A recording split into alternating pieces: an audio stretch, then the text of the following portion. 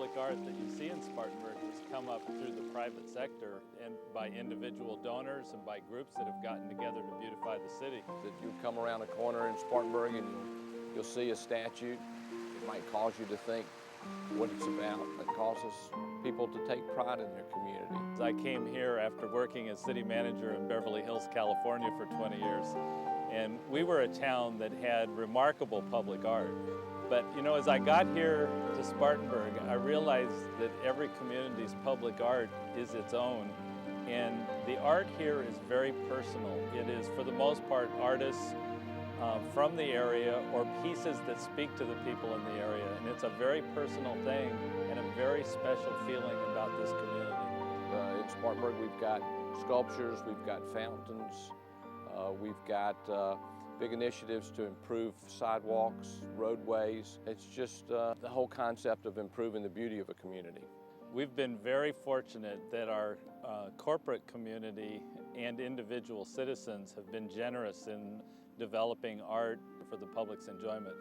There have been 10 to 11 sculptures that we've put up, and then we've been involved in 4 or 5 fountains around the community. The Group of 100 is a group of local people from the community. Each of the members of the group puts a certain amount of money into the pot. This is as grassroots as it gets, and they have their own planning committee. They have gotten behind this program of doing a project every year, at least one project a year, and they've put it all through different parts of the community, and it's a very inclusive effort. My wife and I, when we first came to Spartanburg, the very first night we were here, we strolled up and down the streets in downtown. We noticed everyone was very friendly and everyone was saying hello to us.